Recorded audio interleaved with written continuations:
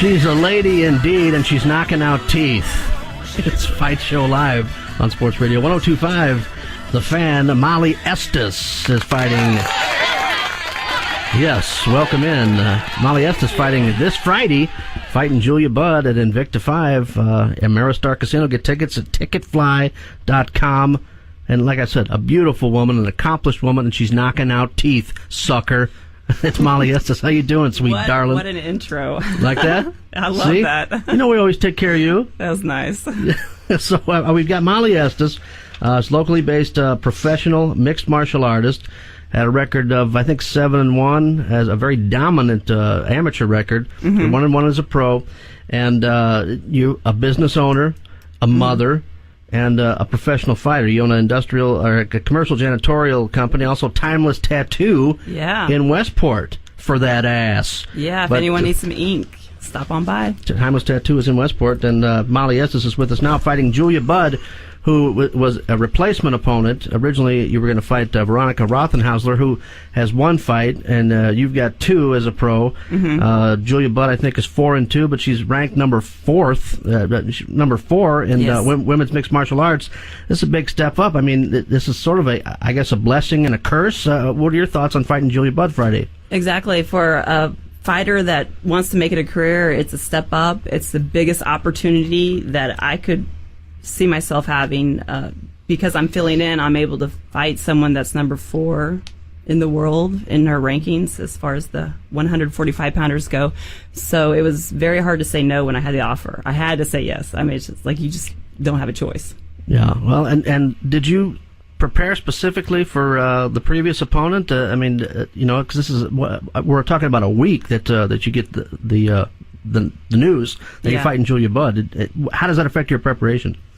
Yeah, that's a good thing to think about. With Veronica, definitely she's a knockout queen. Everyone knows that, and so I practiced keeping my hands up a lot and worked on my takedowns over and over again, because if you get a 6-foot girl standing across from you and she can knock you out, then you go for the ankles. So I worked a lot on that. And then with Julia now, she's just a Muay Thai champion. She's got, her last few fights have ended ground and pound, and so she's definitely all around.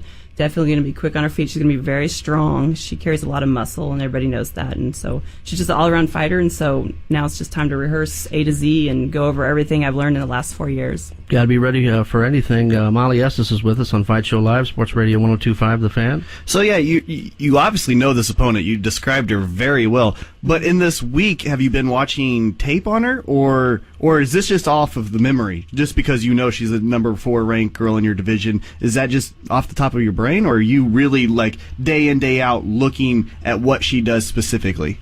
Actually, the last fight that she had against Miss West, that girl stepped up 2 weeks out.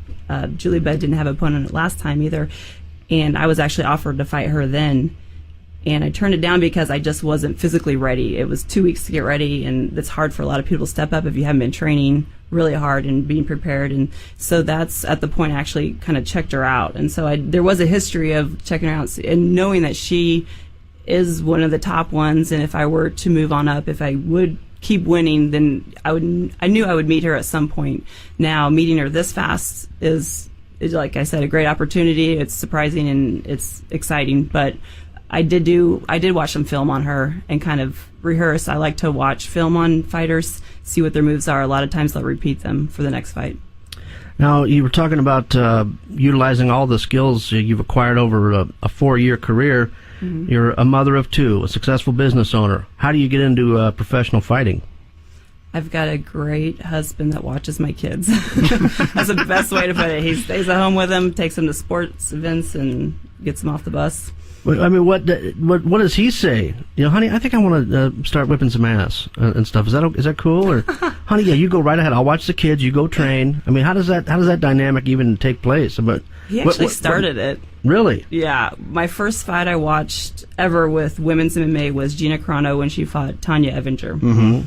And I remember a lot of us gathering around just sitting watching it on the couch, and he looked and he said, "You can do that." And I said, "What are you talking about?" And he said, "Oh yeah, you can do that." And so he spurred me into it, and next thing you know, I'm going to jiu-jitsu training, and then it went on from there. Well, and you were obviously in shape. You weren't standing there with a baby on your hip and like Right. like fat and stuff, and drinking strawberry milkshakes and eating a bag of Doritos and a bucket of chicken. It wasn't like that. I mean, you were already a physically active person. Yeah, I was playing rugby at the time. Oh. They had a joke about me because my last child I had in December, the end of December, was almost January. Rugby practice started the first week of February, and I was there at rugby practice, and then they made a joke that the umbilical cord wasn't cut yet, and I was running onto the field already. So yeah, I was right back into it. Nice, and yes. Well, I was going to say, who are you training with for this fight? I have several people that I've been training with, try to get the best of all worlds. I think being a girl, I'm able to move from gym to gym to a little bit easier than the guys who are more territorial. They're happy to see you. Well, sure. Well, I mean, yeah, but not, like you said, territorial with the men. Right. And so with my Muay Thai, Brian Carroll's been helping me. Of course, with my American Jiu-Jitsu, Steve Crawford, he's been the basis of everything I learned with Jiu-Jitsu. I spent some time over at Grindhouse with Brian Davidson and Kraus, and that's always a great group. They've got Austin Ford there doing their training. Just did some hits with Austin as well, and so all around, I try to get the best of Kansas City to help me out. Well, that's the thing with mixed martial arts. You can't just have one coach. You got to have a coach for each specific discipline. And those people are very accomplished with who you're naming. Yeah, everyone you name. Brian Carroll is amazing, and Austin Ford. I've actually sat in on a couple of his training sessions. I got exhausted just watching him work out the fighters. I couldn't imagine what he actually does to someone. So that's amazing with Austin Ford. Yeah, he's very creative. Who does burpees with one arm? Yeah, exactly. Oh my God. Yeah, it's insane. Yeah, for sure. And I left out Elsie Davis. I haven't really trained with him this time. I did last time because of the wrestling. I fought Randy Miller. Yep. She was a wrestler, and he gave me my first lesson in wrestling that I had.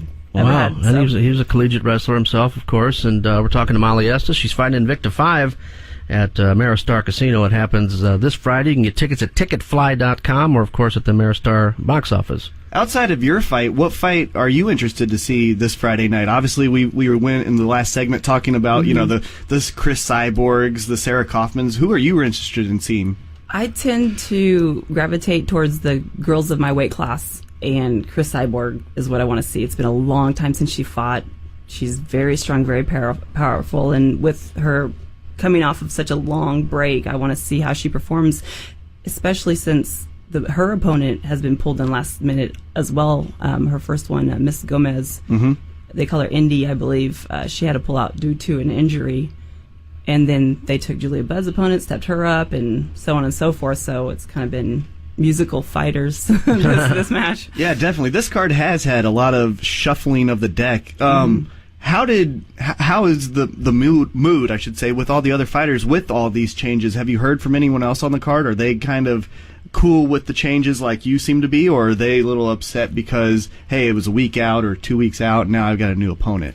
I don't think you'll hear an Invicta fighter complain the fact that they have an all-women's card, a place where they can show up and fight and get paid well. You'll never hear a complaint.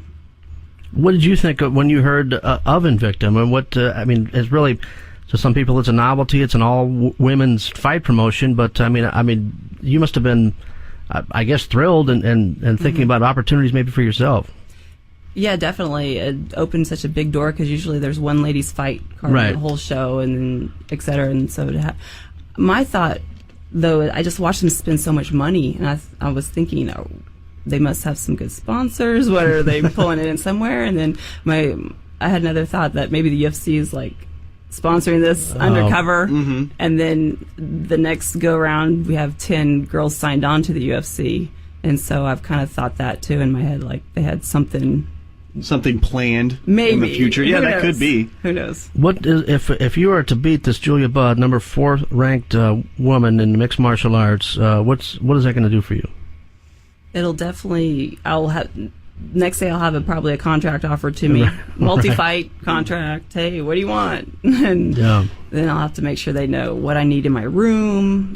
That I need to have chocolates and rose petals in my bathtub and all that. Now, was your fight before the last fight you had for Invicta? Was that a late notice fight, or talk to us a little bit about your last fight that you had for Invicta? I had a full training camp for that, and I was able to prepare and do everything I could to do my best in that show. against Randy Miller, and so it was a bronze medalist in the Olympic wrestling. Yeah. She fought against Sarah McMahon in the Olympics, right? And she was with her though. She was new to MMA. That was her only thing. Right, because you were bringing it to her. I mean, until the third round. I mean, you were putting it on her. I'll be honest, she wore me out. I'll just admit it right there. Well, with that wrestling background, that's what wrestling does a lot. I mean, obviously, a guy like John Fitch is known for a grind, and this being an Olympic wrestler you were facing, that's definitely something I remember from the fight. But I also remember those knees. You were delivering so many knees to her face and midsection. Oh yeah, it was impressive that she could walk afterwards. She really started worrying me because she kept coming back. I'm thinking something's wrong with this girl. She shouldn't have a nose right now. What is going on? She fought hard, and I know she was sore afterwards. I actually Facebooked her afterwards. I had to find out if her face was okay.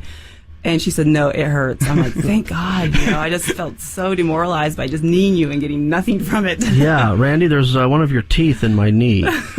Mollie Estes is with us, professional mixed martial artist. She's fighting in Invicta 5 this Friday at Ameristar. She is a mother, a wife, and a successful business owner. Owns a commercial janitorial service and Timeless Tattoo in Westport. How do you balance family life, professional life, fighting life? Well, definitely have to put some of them on the side. So when it's fight time, I've got a great crew. Timeless Tattoo. I've got Roman Costa. He takes care of things for me there. And then in my company, I've got my side, right hand man Milton, and he manages everything for me. So my companies are just large enough to take care of themselves. If that makes sense, I can kind of push off things and having my staff cover everything for me while I can do this is just, I'm very, very fortunate. Now, if you win, obviously we just mentioned that this is the 4th ranked fighter, and this would take you, to levels that I imagine you're not that you're not, what am I trying to say here?